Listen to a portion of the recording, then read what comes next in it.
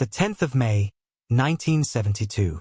Somewhere over the Red River Delta in North Vietnam, at an altitude of 10,000 feet, Lieutenant Randy Cunningham of the United States Navy catches a flash of silver through his canopy glass. It is a MiG-17, nose on, closing fast. He has already killed 2 MiGs today. His missiles are nearly spent. His fuel state is tight.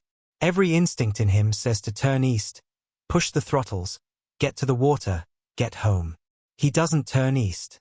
What followed in the next several minutes would become the most analyzed single-plane aerial engagement of the entire Vietnam War.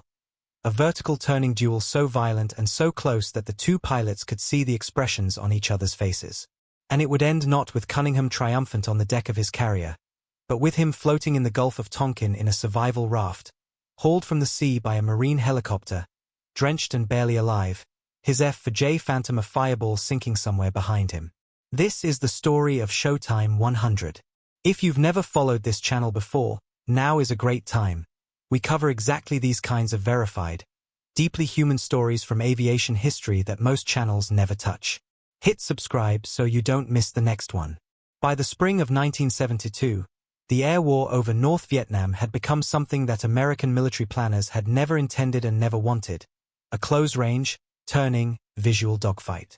And for the F-4 Phantom and the men who flew it, that was a serious problem. The McDonnell Douglas F-4 Phantom II was, in almost every measurable way, a monster. It weighed over 60,000 pounds fully loaded, roughly twice the empty weight of the MiG-17 it would often face.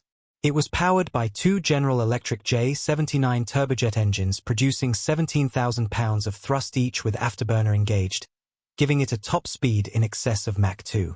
It could climb at nearly 50,000 feet per minute in ideal conditions. It carried no internal gun in its early variants, a decision that reflected an almost theological belief, held deeply by American air power planners throughout the 1950s, that the era of the close-range dogfight was permanently finished. The future of aerial combat, they believed, was long-range missile engagement. Bombers would come. Interceptors would fire radar-guided missiles from 20 miles away. Nobody would ever need to look their enemy in the eye again. The AIM-7 Sparrow was the weapon built for that world. A radar-guided, semi-active homing missile roughly 12 feet long. It required the launching aircraft to continuously illuminate the target with its own radar right up until the moment of impact. In theory, this allowed kills at ranges exceeding 20 miles. In theory, the rules of engagement in Vietnam required American pilots to visually identify every target before firing. Rules born from the very real risk of accidentally shooting down friendly aircraft in a crowded and confusing sky. And visual identification meant closing to within 4 miles, sometimes much less. At that range, the Sparrow's long-range advantages evaporated. Its guidance system, designed for a non-maneuvering bomber at altitude, struggled badly against small, fast-turning fighters at low level. Between 1965 and 1968, American fighters launched 321 radar-guided missiles over Vietnam. Just over 8% hit their targets. The heat-seeking AIM-9 Sidewinder was more reliable in its early variants, but it too had serious limitations. It required a rear hemisphere shot. The pilot needed to be behind and below his target to get the seeker head to lock onto engine heat. In a turning fight, that was often impossible to achieve. And both missiles shared a common flaw. With enough warning, a nimble aircraft could outmaneuver them. The MiG-17 was a nimble aircraft. Built in the Soviet Union in the early 1950s, the MiG-17, known to NATO as the Fresco, was already considered obsolete by the time American forces encountered it over North Vietnam. It was subsonic, reaching perhaps 640 miles per hour in level flight. Its radar was primitive. It lacked the sophisticated avionics of Western aircraft. But it had been designed with one overriding priority: it could turn. Its swept wing and low wing loading gave it a sustained turn rate that simply could not be matched by the heavier, faster, less agile F-4. In a slow, low-altitude turning fight, precisely the kind of fight that the rules of engagement over Vietnam tended to force, the MiG-17 was genuinely dangerous. It carried 3 cannons, 2 23mm Nudelman Richter weapons and 1 37mm Nudelman cannon, all clustered under the nose. In close quarters, One burst from that arrangement could destroy an F-4. American pilots learned this the hard way. Between 1965 and 1972, the overall American kill ratio against North Vietnamese fighters hovered at roughly 2.5 to 1, embarrassingly low when compared to the 10-to-1 ratio achieved against North Korean MiG-17s during the Korean War, and a ratio that reflected poorly against an Air Force flying numerically inferior, technologically older equipment. The problem was not the aircraft. The problem was doctrine, training, and a set of tactical assumptions that had calcified in the years since Korea into something approaching dogma. The Navy recognized this earlier than the Air Force. In 1969, following a period of worsening kill ratios and the loss of experienced crews to both enemy fire and operational accidents, the Naval Air Station at Miramar in California stood up a new unit. It was formerly called the Naval Fighter Weapons School. Everyone called it Top Gun. Its mandate was simple and brutal: teach Navy pilots to fight and survive in close-range, visual, maneuvering combat against opponents flying aircraft similar to the MiG-17 and MiG-21. Top Gun instructors flew A-4 Skyhawks and F-5 Tigers as stand-ins for the Soviet jets. They were relentless. The training was designed to replicate the disorientation, the energy management demands, and the psychological pressure of real aerial combat as closely as possible. One of the pilots who passed through that training and emerged transformed by it was a young Navy lieutenant from rural Missouri named Randall Harold Cunningham. He had not been born to the fighter pilot life. He had grown up in Shelbina, a small farming community in the Missouri countryside, the son of a man who ran a five-and-dime store. He had studied physical education at the University of Missouri, earned a master's degree in education, and briefly worked as a high school swimming coach before applying to the Navy at the relatively mature age of 25. He flew his first combat sorties in Vietnam in 1969 and 1970 aboard the carrier USS America, and by his own account and those of his squadron mates, was initially undistinguished. He was aggressive, sometimes recklessly so, but aggression without knowledge in a MiG fight was how Americans got killed. What changed Cunningham was study. Methodical, relentless, almost obsessive study of everything available about aerial combat. He read accounts from World War I. He read everything he could find on the Korean War air battles over MiG Alley. He obtained classified manuals on MiG performance characteristics, checked them out repeatedly from the squadron safe, and memorized their contents. He posted 20 facts per day on the ready room board: MiG performance data, missile engagement envelopes, cockpit discipline techniques. This annoyed some of his squadron mates. It irritated others who found his intensity exhausting. But it made him extraordinarily prepared. His radar intercept officer, the man in the back seat, was Lieutenant Junior Grade William P. Driscoll, known to everyone as Willie. The RIO in an F-4 was not a passive passenger. He managed the radar, operated the weapons systems, monitored threats, called out contacts, and served as the pilot's second set of eyes in a cockpit that had significant blind spots. A good RIO could be the difference between a kill and an obituary. Willie Driscoll was a very good RIO.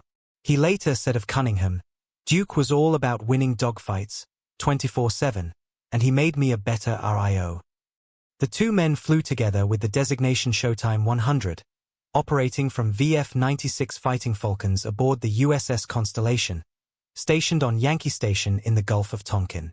By early 1972, Cunningham and Driscoll had 2 confirmed aerial kills. On January 19, they had downed a MiG-21 over North Vietnam with an AM-9 Sidewinder, the first MiG kill after a 22-month lull in air-to-air combat as the war's tempo had shifted. Then, on the 8th of May, 1972, 2 days before the mission that would define both of their lives, they shot down a MiG-17 during escort duty over Haiphong. That kill, too, came at close range and under pressure, with MiGs firing at them from multiple directions simultaneously. The context around them in May of 1972 was of a war in its most violent recent phase. President Nixon had authorized Operation Linebacker, the most intensive bombing campaign against North Vietnam since Rolling Thunder had ended in 1968. On the 8th of May, Navy A-6 intruders had mined Haiphong Harbor. The North Vietnamese were furious, their supply lines directly threatened, and their Air Force, the Vietnamese People's Air Force, the VPAF, was flying with an aggressiveness and a tactical sophistication that had taken years to develop. They had learned. They had absorbed the early losses of 1965 and 1966, restructured their tactics, studied American patterns, and built a ground-controlled intercept system using Soviet radar technology that allowed their pilots to arrive in the fight with energy and position advantages already established. They did not always fight. They chose their moments. They struck when the odds favored them and disengaged when they did not. The 10th of May was not a moment they chose wisely.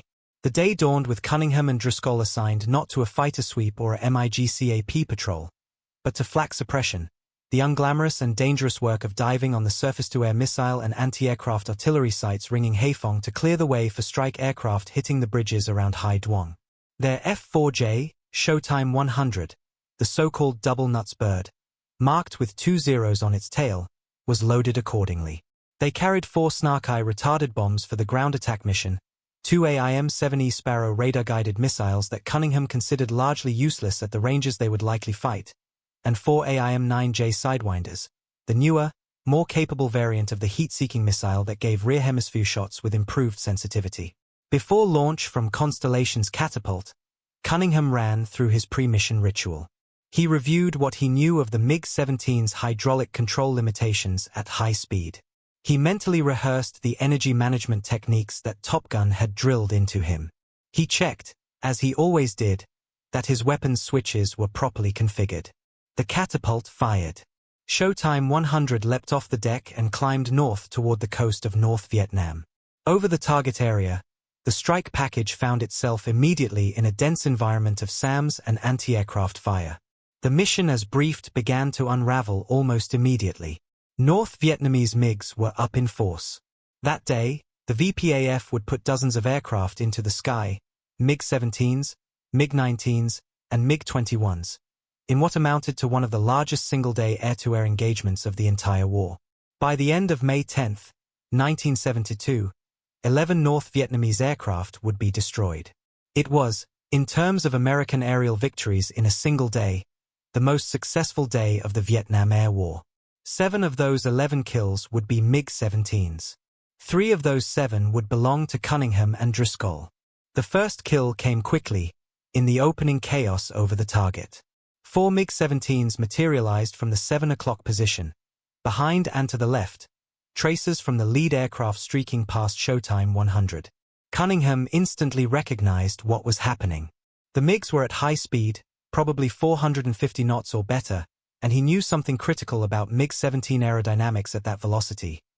Above 450 knots, the aircraft's manual flight controls became extremely heavy, almost impossibly stiff, because the MiG-17 lacked hydraulic control assistance.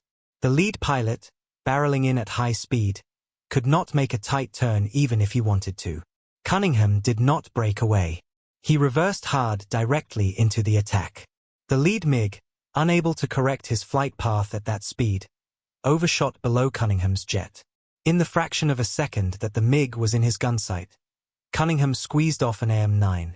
The missile tracked cleanly, detonated near the MiG's exhaust, and the aircraft went down. The entire engagement had lasted less than 20 seconds. Cunningham disengaged from the remaining 3 MiGs by pushing into afterburner. The Phantom's one overwhelming advantage over the MiG-17 was raw speed, and climbed away.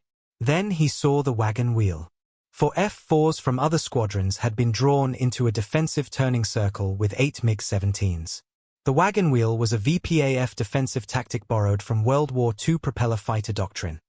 A circular pattern in which each aircraft covered the tail of the one ahead, creating a mutually defensive loop that the heavier, less maneuverable F-4s struggled to break into safely. The American planes in the circle were in serious trouble. They were slow, they were turning hard, and they were bleeding energy with every pass. Cunningham could see it from above. He also saw Commander Dwight Timm, the executive officer of VF-96, break out of the wagon wheel, his fighter pursued by 3 MiG-17s in trail. Timm was calling urgently on the radio. Cunningham rolled in. He saw Timm's call sign, Showtime 112, going lower and slower with 3 frescoes on his tail. He also saw, in his peripheral vision, what Driscoll was calling out on the intercom. 2 MiG-19s dropping from above and 4 more MiG-17s swinging in from behind. Showtime 100 was suddenly surrounded. What Cunningham did next reflected not instinct but training. He did not panic. He did not flee. He maneuvered violently to break the firing solutions of the aircraft behind him, slicing and rolling and using his speed to deny them the stable tracking solution their guns required, while simultaneously calling to Tim on the radio to brake hard, to force the MiGs on his tail to overshoot. Tim broke. The lead MiG, unable to match the sudden direction change, overshot. That gave Cunningham his window. He triggered his second AIM-9. It guided true, detonating in the engine exhaust of the MiG-17 that had been hunting Tim, blowing it apart. 2 kills. The sky around Cunningham was still full of enemies. A MiG-17 materialized behind Showtime 100, sliding into a firing position, and only the quick action of Lieutenant Steve Shoemaker and his I.O. Keith Crenshaw, another VF-96 crew, saved Cunningham's life. They placed an AIM-9 into the threat from behind, destroying it before its pilot could fire. Cunningham checked his fuel, checked his remaining missiles, 2 AIM-9s left, and made the decision to disengage. He had 2 kills today. He and Driscoll had 2 kills from prior missions. They needed just 1 more to become aces. But he was not hunting that 5th kill today. Not like this. He pushed east, toward the coast, toward the Gulf of Tonkin and the sanctuary of international airspace. That was when the nose appeared on his radar. A MiG-17, closing head-on. Cunningham initially intended to fly past it, to avoid the engagement entirely. But as the aircraft converged at a combined closing speed of over 1,000 knots, something made him look harder at the way the MiG was flying. It was not breaking away. It was not attempting an ambush or a slashing overhead attack. It was flying with a precise, deliberate confidence that Cunningham had not seen before in North Vietnamese pilots. This aircraft was looking for a fight. Cunningham turned into it. The myth that grew up around what happened next, and it did become myth, tangled with legend and propaganda on both sides, centered on the identity of the pilot in the MiG-17. American naval aviators in Vietnam had assembled intelligence reports suggesting the existence of a senior North Vietnamese ace they called Colonel Toon, or Colonel Toom, allegedly credited with 13 American kills. Some reports suggested he flew a MiG-17 with the tail number 3020, which bore multiple red victory stars on its fuselage. American aircrews spoke of him with a mixture of respect and unease. Cunningham himself later described looking across at his opponent's cockpit during their duel and seeing, as he put it, the calm, unafraid expression of a man who had done this many times before. Historians have since determined that no officer named Colonel Toon or Toom existed in the Vietnamese People's Air Force in any verifiable form. The name likely originated as a garbled radio call sign picked up by American signals intelligence. The accumulated victory stars on MiG-17 tail number 3020 reflected kills credited to the aircraft, not a single pilot. The concept of Colonel Toom was, in all probability, a composite, a legend assembled from fragmentary information and shaped by the very human desire to explain extraordinary events with an extraordinary explanation. What is not disputed is this: the pilot who met Cunningham head-on over North Vietnam on May 10, 1972, was one of the finest aerial combatants the VPAF had produced. And Cunningham knew it from the first exchange. They passed head-on, neither firing, both pulling into a vertical climb. And here the story becomes remarkable in its specifics, because what followed was not a traditional horizontal turning fight. The kind of engagement where the MiG-17's superior turn radius would have given its pilot a decisive advantage. The two aircraft fought vertically. They flew straight up. At the top of his zoom climb, Cunningham rolled and dove, attempting a rear hemisphere shot with his sidewinder. The MiG matched him exactly, staying on his tail. Cunningham pulled into another vertical. Again the MiG followed. On the second pass they came canopy to canopy in the vertical, the two aircraft climbing side by side at perhaps 8,000 feet above the ground, close enough that Cunningham could see the other pilot's face. He later described the moment in his own memoir, Fox 2. The North Vietnamese aviator met his gaze without visible fear. There was no panic in those eyes. Only concentration. On their third and fourth passes, the duel continued with neither pilot able to achieve a firing solution. Cunningham tried a nose-low break. The MiG matched it, fired his cannons from beneath. He tried a pure vertical zoom followed by a turn to the belly side at the top. The MiG matched that too, arriving at canopy-to-canopy separation at the apex of the climb. At one point Cunningham was so desperate that he considered a head-on gun pass, but his aircraft had no internal gun. If you've been with us this long, we want to keep you here for more. Like this video and share it with someone who'd appreciate a story like this. It genuinely helps this channel grow. On what became the final pass, Cunningham made the decision that had been quietly forming in his mind through all those hours of study, all those Top Gun briefings, all those notes on the ready room board. He pulled to idle power and deployed his speed brakes simultaneously. The Phantom, already climbing nearly vertically, decelerated violently. The airspeed bled away. At 150 knots, the aircraft was barely flying, teetering on the edge of a departure from controlled flight. Cunningham had to immediately light the afterburners again just to keep flying. But the MiG-17 had shot out in front. The North Vietnamese pilot had not anticipated the maneuver, or perhaps had anticipated it but was unable to respond quickly enough. He had gone to full power expecting Cunningham to stay with him. Instead he suddenly found himself leading, exposed, his exhaust pipes pointed directly at the AIM-9 Seeker head. Cunningham fired. The Sidewinder leapt off the rail and flew straight down, chasing the MiG as it pitched over and dove toward the ground. Cunningham himself later noted that he had almost not fired.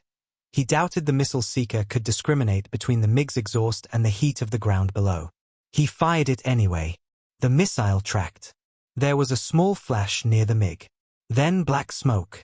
Then the aircraft descended in a controlled but clearly dying glide and impacted the terrain below. 5 kills. The first American ace since the Korean War. Cunningham and Driscoll turned east. The coast was ahead. The constellation was waiting. Everything that needed to happen had happened, and both men were alive to tell the story. Then the warning lights came on. A surface-to-air missile, SA-2 Guideline, the workhorse of North Vietnam's ground-based air defense network, had detonated near showtime 100 during the egress. The exact moment of the hit was unclear to the crew. The SAM may have detonated during or just after the dogfight, but its effects became unmistakable within seconds of the last kill. The hydraulic system was compromised. The flight controls began to fail. The Phantom, structurally still intact, was becoming aerodynamically ungovernable. Cunningham discovered he could still fly using the afterburners and the rudder.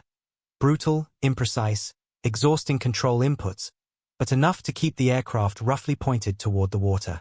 The cockpit filled with the harsh smell of burning hydraulic fluid and electrical smoke. The radio was alive with voices from the strike group, pilots who had been watching the battle, calling for Cunningham and Driscoll to eject.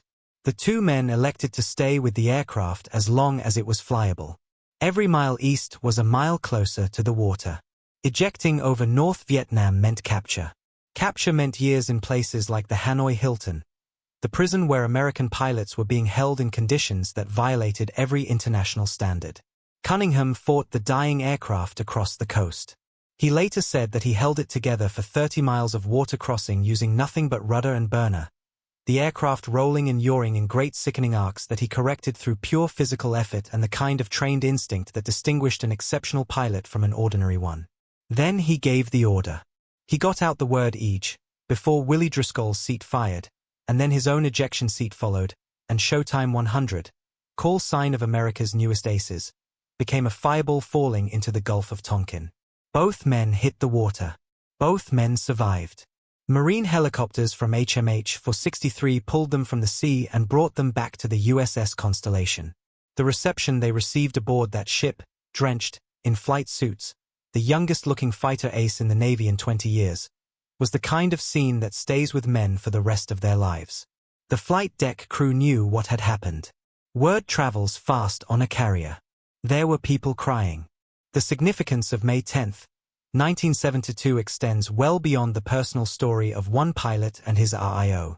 The day as a whole produced 11 North Vietnamese aircraft destroyed, with 7 of those kills being MiG-17s, the highest single-day total of the entire Vietnam Air War. It was a validation of everything that Top Gun had been trying to teach, and of a fundamental truth that the fighter community had been forced to relearn at great cost. Missiles were not magic. Doctrine needed to match reality, not the other way around.